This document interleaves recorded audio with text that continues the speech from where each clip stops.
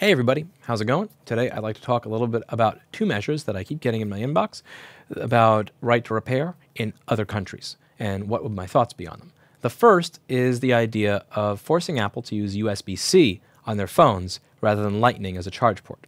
The second is the idea of having appliance companies keep parts in stock for 10 years after the device has been sold, and what would it be like in the consumer electronics space if the same rules were applied? My opinion is probably going to surprise a lot of people, but I am honestly not for either of those for our industry. I'm not going to talk about how it affects appliances because I'm not an appliance repair person, I'm not an appliance designer, I'm not an appliance engineer. I'm clueless when it comes to home appliances, dishwashers, microwaves, dryers, stuff like that. So I'm going to stick to talking about what I know, which is how would it affect this industry. When it comes to the charge port and the idea that the USB-C versus Lightning, I prefer USB-C. I think it's better. I think it's a standard. It works great. It's fast. It's easy. You can flip the port and it doesn't destroy and gut the insides of the port the way that micro USB does. I can't stand micro USB for that. But my complaints are with the fact that you can't buy it. In a video that I did a few years ago, I highlighted that even an Apple authorized service provider admits that he's not able to buy a charge port and is forced to replace your phone at over $300 and wipe your data if all you need is the headphone jack or the charge port because they can't replace it. That is the problem. The fact that even if I become authorized, I cannot buy the part is the problem. The amount of time it's available for is not. And the next thing to think about here is just what it is that goes into these devices. 10 years ago, there were Core 2 Duo CPUs on these boards, like ball grid array Core 2 Duo CPUs that you need a $2,000 or $3,000 fancy schmancy soldering station to put on properly, along with a lot of training. There's not going to be a lot of demand for Core 2 Duo CPUs in 2020. So I'm not trying to go down that rabbit hole of you need to keep this stuff in stock indefinitely because that would add a cost to doing business. And I am sensitive to adding costs to any of these companies doing business. I don't like Apple very much as a company, and I'm not particularly personally invested in their or Tim Cook's financial well-being. But that doesn't mean that I'm just looking to burn it down because I don't like certain things that they take part in. I run a business myself. I'm fully aware of what it's like when a bureaucrat makes a decision that just increases your cost of doing business. Like, I don't know, let's say New York State increasing company unemployment rate from 0.7% to 4.8%, which my back-of-the-napkin math says that I'm going to be paying somewhere around additional $2,000 a month from here on and going forward, which I could have spent on employee bonuses or lobbying or a nicer camera or a day off.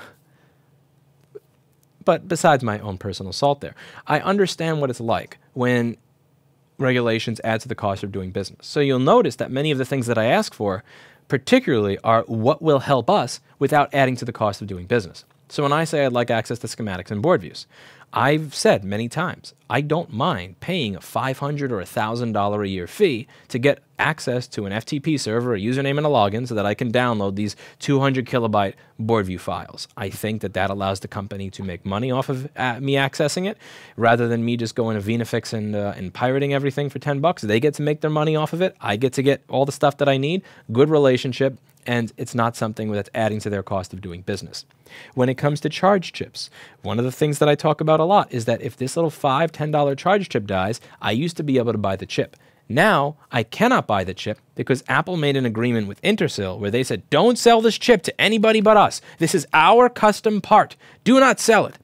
So that I can't buy it. And now if anything goes wrong with your $4,000 machine, your only option is Apple to fix it at $1,500. A lot of people just wind up tossing it out and not getting a new one because they can't afford that.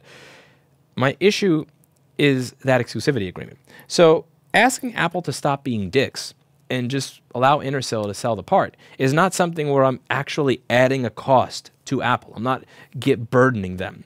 Whereas telling them, yeah, this chip over here on the board, I need you to keep this for 10 years. I believe that would be burdening them because a lot of these parts, whether it is a screen or whether it is a CPU. So the way this works is if you need to fabricate whatever this specific type of CPU, they create a facility that allows for fabrication of this specific type of CPU and others of that class, and then once that becomes obsolete, now for the newer process, which is smaller, they fabricate an entirely new type of facility to be able to produce that product. If you want to ensure that that piece is still available 10 years later, you need to either buy or make enough of them for the projected 11 or 12 or 13 years into the future, because you don't know how many people are going to use them. And if you don't have enough, you're in violation of the law and you're in trouble. So you have to make sure that you have more. It's impossible to project exactly how many people are going to ask for this in 10 years. So that you have to have a huge stockpile, which means that you're going to wind up with a lot of extra that there's nothing you can do with, which means that you've spent millions in inventory that you will never recoup on. So you have to pass that on to the customer in higher profit margins, higher cost for the device, or you need to keep all of that machinery active for 10 years so that you can continue producing whatever that is, whether it's that CPU chip or whatever it is, which means that you're going to add to the cost of doing business by having to keep that facility. That is an undue burden on the company. I don't like Apple very much. I don't care, again, about their financial viability. I don't care about Tim Cook's ability to afford another mansion. But at the same time, I am trying to be fair here, and I'm not trying to ask anything of them that I wouldn't ask of myself, or that I would think it would be unfair if others asked of me. And I think that that's unnecessary. That's not even the problem. The time frame is not even the problem. Right now in this industry, if I needed a screen, let's say for the 2010 to 2017 MacBook Air, it wasn't available until 2013. But once it became available from a vendor, even I, as a small repair shop, bought 600 of them. There's actually an economic incentive and a customer satisfaction incentive to being a hoarder in this business. And I am a hoarder. I still have B154 PW01 V0 for glossy, V1 for matte if you want it, B154 PW04 V6, V2, and VO for the A1226 and A1260 MacBook Pro. I had these news so that when every other company had to say either A, they can't do it, B, they have to do it at a ridiculously high price, or C, they can do it with a used screen, I could still say to this day, I can replace your screen with a new one because we hoarded the parts. There's a financial and economic incentive to buy and keep enough of this in stock. Small repair shops may buy a couple, they may buy 600, but larger companies like Asset Genie or AG Parts that have way more capital than I can ever dream of getting are going to be able to buy 6,000 of that screen, 60,000 of that screen, 100,000 of that screen, and they're going to stockpile that screen because they know there's demand for it. And then as the years go by, once they sell out of most of them, or once it's no longer production, then they'll raise the price, and at that point, less will be purchased, and eventually it fizzles out until the true end of life of the device, where the only way to fix that 10 or 15-year-old machine is by harvesting parts from other machines that have been deemed not fixable because it's not economically viable. So if you have a 15-year-old machine with a dead motherboard, you can't pay professional labor to fix that motherboard because that device is worth less than what it would cost to have it fixed. So those devices get recycled, and you take a piece from that to fix another one. But since it's so old, it's going to have low demand for fixing, so that works. There's a natural way that this part supply chain works, and the parts, the time that they're available, that's not really the issue. Because the people in our business who are good at what they do, when those parts are available, they make sure to get them, they gauge what the demand for them is going to be, and then they make good money while offering fair prices to sell those. The time is not the issue. It's the ability to get it at all. So my issue is I'm saying I just want to be able to buy this part. Can you just stop making these exclusivity agreements? Can you allow LG or LG's brokers to sell to me? I'm not asking you to stock the part yourself and keep it guaranteed for 10 years, because I understand that doing that is going to increase the cost for everybody. And I don't want to do that. I'm simply asking for you to make it available at all. I don't need it to be available for 10 years. I don't need you to be selling A1278 hard drive cables into 2026. Just make them available so that I can actually buy them. I'll stockpile them when I need them, as will other larger parts companies. In the marketplace right now, even without right to repair, companies exist like Asset Genie that are more than happy to gobble up and buy 6,000 or 60,000 of a screen or a part if there's going to be demand for it. We've got that. We're on that. We have our pantries of parts. What we don't have is the ability to buy them at all anymore, and that's where the problem lies. And the reason that I'm trying to be fair and trying to be fair in what I ask for is because right now I see how difficult it is when I am arguing against lobbyists that say things that aren't even true. Just getting a senator or assembly person to listen to me when I'm rebutting a fallacious argument of fear, uncertainty, and doubt is very difficult. Can you imagine how difficult it's going to be if I'm then rebutting arguments that are true? I don't want to be in that position. And I also think just because I don't like a company, just because I think what they do in certain ways is wrong, just because I don't like their products or the way that they've treated me, I don't want to have this like burn it to the ground mentality where it's like, yeah, it's going to cost them more, but fuck them. They deserve it. Because at the end of the day, it's not really them it's going to cost. It's going to cost the customer when the cost of having to keep a freaking Penryn CPU in stock in 2021 is then passed onto the customer themselves. So if Intersil is going to produce, let's say, 15,000 of that charged chip per day, you're not, there's no skin off their back to produce 16,000 instead of 15,000, and then 1,000 a day are supplied to the independent repair industry. If LG is producing 20,000 screens for this device a day, it's no skin off their back to produce an additional 500 a day for the independent repair industry and for companies like Asset Genie and everybody else to gobble them up. But it is skin off of Apple's back and everybody else's back if you say, not only do you need to keep that, but you need to have that in stock for 10 years. And if you don't, you're getting in trouble.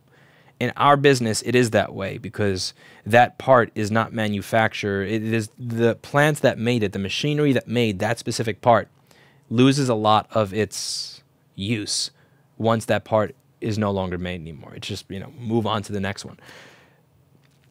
So I don't think that it's fair to force Apple to do that, because that is a ridiculous cost. I can't believe I'm using these words right now. I don't think it's fair that Apple have something, that Apple have to bear the cost of something. But, I'll point out when I think there is something that they should bear the cost of. I think they should bear the cost of replacing people's iPhone 6 Pluses that had Touch IC issues, not charge them $149. I think when it comes to the FlexGate issue, that is identical on the 13-inch as it is on the 15-inch, that they should cover the people who bought the 15-inch because it's the exact same damn defect. And you know what you did wrong because you changed it in 2018. But I don't think it's fair to ask them to keep parts in stock for 10 years after a device has stopped being made. I think that's too much. And if I'm not willing to say when I think something is unfair, just because someone is on the opposite side of the argument or they've not been nice to me, then what does that say for me? So all I'm asking for is allow the parts to be available. Because if you ask a company to make that available for 10 years, that's a lot of burden on them. But if you say, just allow other people to buy the part or get rid of these exclusivity agreements, it's going to be very, very easy for the chip manufacturers as well as the screen manufacturers to add a little bit to their production.